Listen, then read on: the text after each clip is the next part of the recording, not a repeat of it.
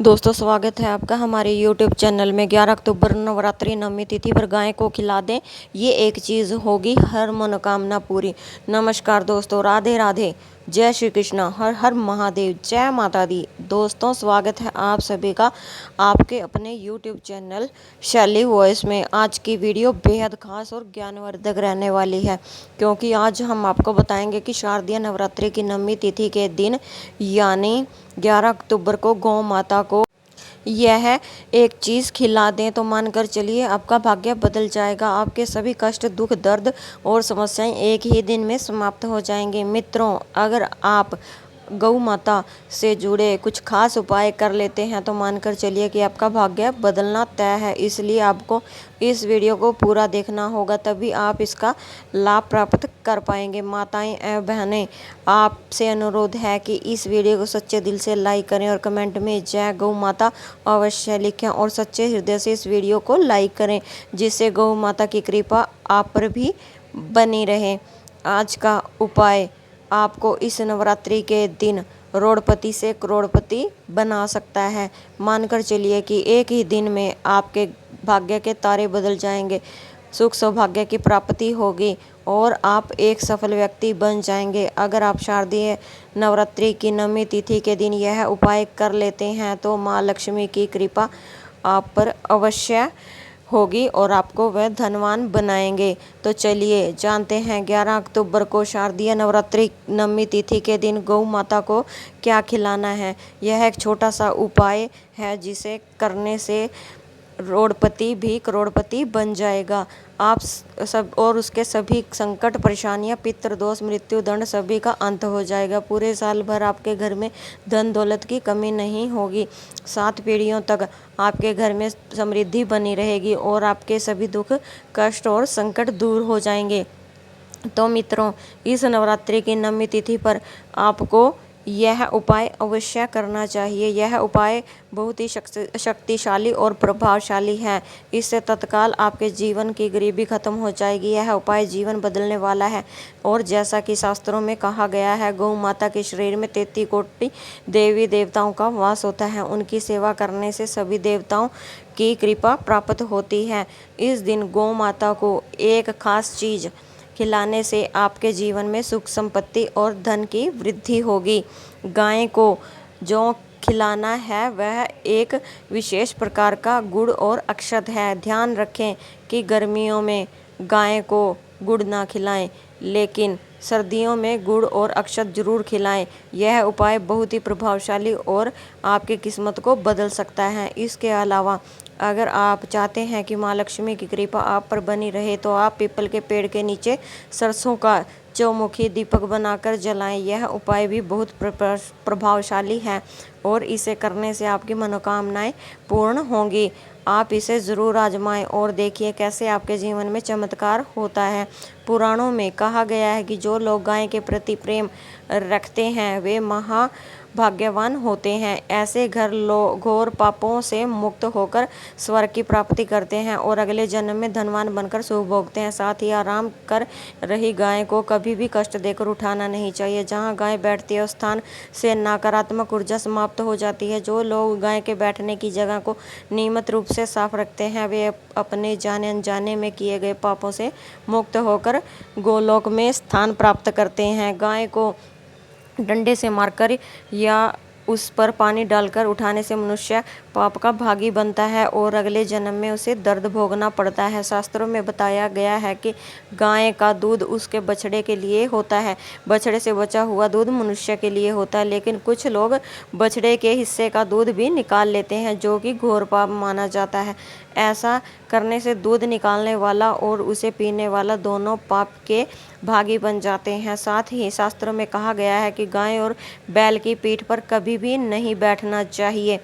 ऐसा करने से महापाप लगता है और उस व्यक्ति को नरक की यातना भोगनी पड़ती है। गाय और बैल महादेव और महादेवी के अंश माने जाते हैं, क्योंकि नंदी ने स्वयं अपनी इच्छा से महादेवी की सवारी बनने का स्वीकार किया था। शास्त्रों में गाय के दान का भी बहुत बड़ा महत्व बताया गया है, परंतु बूढ़ी और बीमार गाय का दान कभी नहीं करना चाहिए।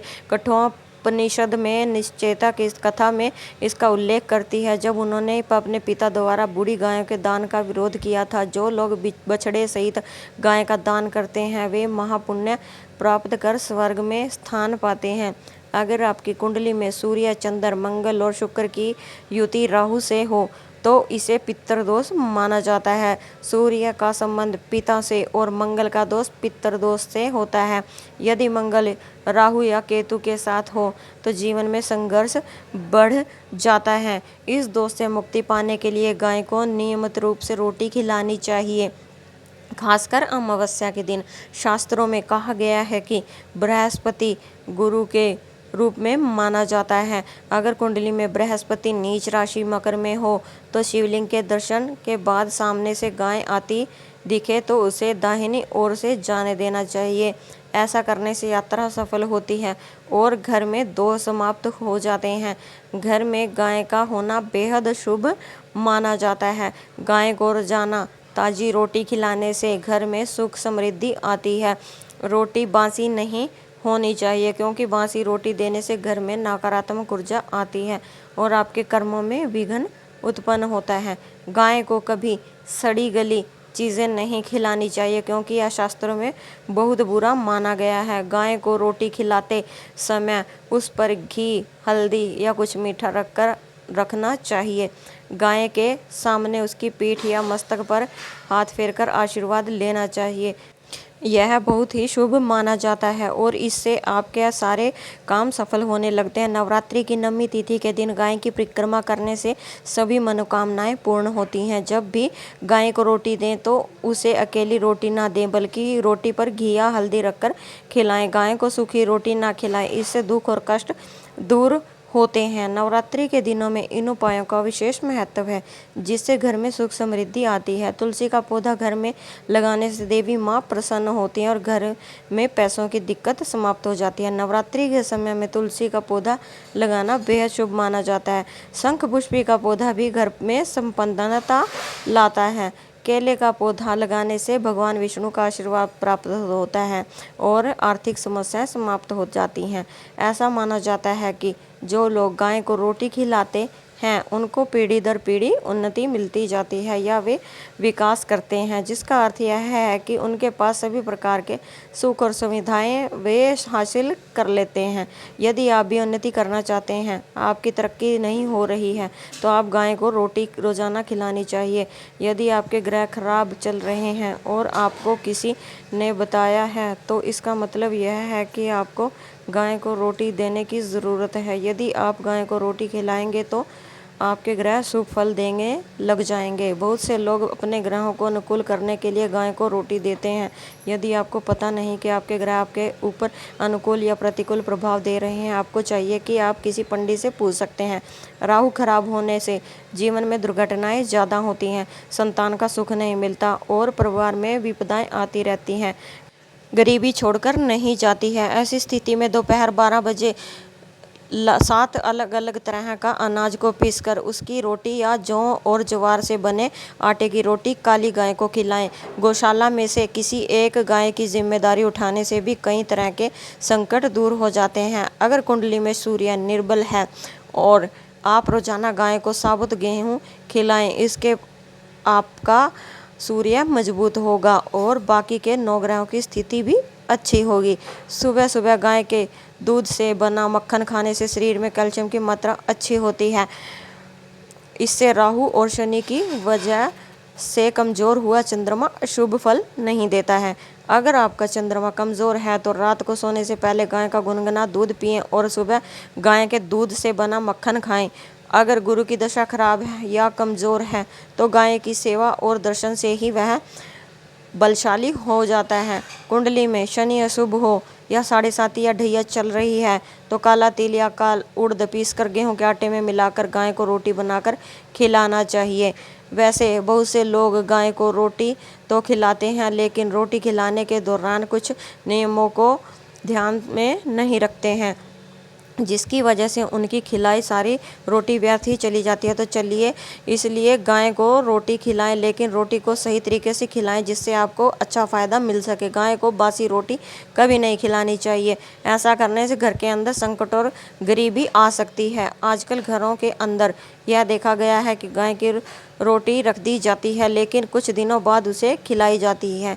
यदि आप ऐसा करते हैं तो आपकी कोई भी समस्या का समाधान नहीं होगा और गाय जब बैठी हो तभी रोटी खिलाना काफ़ी अच्छा होता है। हालांकि जब गाय खड़ी हो तब भी आप रोटी खिला सकते हैं। गाय को सुबह रोटी खिलाया जाना चाहिए, शाम को रोटी खिलाना अच्छा नहीं माना जाता है। जिस तरीके से आपको गाय को रोटी खिलाना बताया गया है, आपको उसी तरीके से रोटी खिलाई जानी चाहिए, तभी आपकी मनोकामना पूर्ण होती है। नवरात्रि में अगर आप कुछ वृक्षों का रोपण करते हैं तो माँ भगवती की विशेष कृपा आप पर बरसती है। दुर्वा लगभग सभी देवी देवताओं की पूजा एवं अनुष्ठान के समय चढ़ाया जाने वाला बहुत काम का घास है। श्री गणेश भगवान का तो यह सबसे प्रिय वनस्पति माना जाता है। इसे नवरात्रि में अवश्य लगाएं।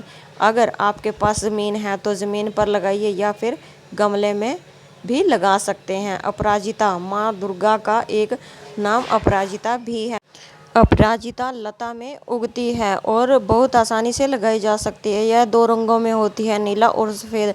इसे शंखपुष्पी और विष्णु कांता के नाम से भी जाना जाता है। अपराजिता सिंगल परत के अलावा डबल परत से भी मिलती है। डबल परत वाला अपराजिता ज़्यादा सुंदर दिखता है। दोनों ही रंगों के अपराजिता के पुष्प माँ दुर्गा को बहुत प्रिय है, इसलिए इस नवरात्रि में किसी भी एक दिन इस पौधे का रोपण अवश्य करना चाहिए। ऐसा करने से माँ दुर्गा की विशेष कृपा बरसती है। अपराजिता के फूल का न केवल पूजा में चढ़ाए जाते हैं बल्कि इसे ब्रेन टॉनिक भी कहते हैं। इन फूलों को उबालकर उसका पानी बच्चों को पिलाया जाए तो बच्चों का दिमाग का विकास होता है। पान एक ऐसा पौधा है जिसका प्रयोग हर धार्मिक अनुष्ठान में किया जाता है। इसे पूजा के आरंभ और अंत दोनों में प्रयोग किया जाता है। नवरात्रि पूजा के 10वें दिन हवन से पूर्व माँ दुर्गा को पान का भोग लगाकर ही उनकी विदाई की प्रक्रिया शुरू की जाती है। अगर आपके पास पान का पौधा नहीं है तो नवरात्रि के किसी भी दिन पान का पौधा अवश्य लगाइए। यह बहुत शुभ होता है। इसे गमले में लगाया जा सकता है क्योंकि यह एक इंडोर प्लांट है। अंततः इसे घर आंगन के भीतर भी लगाया जा सकता है। नवरात्रि में हर दिन माँ दुर्गा को लाल गुड़हल का फूल अर्पित करना चाहिए। लाल गुड़हल के फूल से देवी की पूजा का वर्णन विभिन्न पुराणों और शास्त्रों में बताया गया है, लेकिन कम लोगों को पता है कि देवी को शमी का पत्ता भी अत्यंत प्रिय है। नवरात्रि में देवी को गुड़हल और साथ में शमी का बस एक पत्ता हर दिन चढ़ाएं तो माँ भगवती की असीम कृपा प्राप्त होती है। शमी के पत्ते के संबंध में एक कथा भी मिलती है। कथा के अनुसार महाराज दशरथ को दशहरे के दिन ही शमी के वृक्ष से सोने के सिक्कों की प्राप्ति हुई थी। उस समय से ही शमी के वृक्ष की पूजा दशहरे के दिन करने की परंपरा चली आ रही है। साथ ही एक अन्य कथा में वर्णन मिलता है कि भगवान राम ने माँ दुर्गा की पूजा के साथ शमी के पेड़ की भी पूजा की थी। मान्यता है कि नवरात्रि के समापन पर 10वीं तिथि के दिन शमी के पेड़ की पूजा करने से घर में धन संपत्ति की वृद्धि होती है और भक्तों की मनोकामनाएं पूर्ण शीघ्र होती हैं। शमी को बहुत ही चमत्कारी वृक्ष माना जाता है और इसका पेड़ लगाने से देवी देवताओं की विशेष कृपा प्राप्त होती है। इसे घर के दक्षिण या पूर्व दिशा में लगाना चाहिए और नियमित इसकी पूजा करनी चाहिए और दीप दिखाना चाहिए। इससे घर में ग्रहों का प्रतिकूल असर कम होता है। शमी के पेड़ लगाने से शनि दोष से भी मुक्ति मिलती है। साथ ही इसके पत्तों से तंत्र मंत्र और नकारात्मक शक्तियों का प्रभाव खत्म हो जाता है। विजयादशमी के दिन प्रदोष काल में शमी के वृक्ष की पूजा करनी चाहिए। देवी को शमी का पत्ता चढ़ाते समय सबसे पहले इसे सिंदूर में डुबो दें। इसके बाद देवी का ध्यान करते हुए अपनी मनोकामना मन में रखें और फिर देवी को शमी के पत्ते अर्पित करें। शमी का पत्ता देवी के माथे पर रखना चाहिए, जैसे तुलसी को भगवान विष्णु के माथे पर रखते हैं। देवी दुर्गा के साथ साथ भगवान गणेश को भी शमी का पत्ता अर्पित करें। गणेश जी की शमी के पत्ते से पूजा करने पर जीवन में शुभता बनी रहती है। तो मित्रों, शारदीय नवरात्रि की 9वीं तिथि पर गौ माता को यह खास चीज़ें खिलाएं और साथ ही इन पौधों का रोपण अवश्य करें ताकि जीवन में सफलता और सुख समृद्धि प्राप्त हो। अंत में आपको यह वीडियो कैसा लगा ज़रूर बताएं। अगर इस वीडियो से आपको कुछ नया जानने को मिला है तो कृपया हमें ज़रूर बताएं। आप चाहें तो वीडियो को लाइक करके अपनी प्रतिक्रिया दे सकते हैं। हमारे चैनल को सब्सक्राइब करें ताकि हम आपके लिए और भी महत्वपूर्ण जानकारियाँ ला सकें। तब तक के लिए अपना ख्याल रखें। जय माता दी। मिलते हैं नई वीडियो में, तब तक के लिए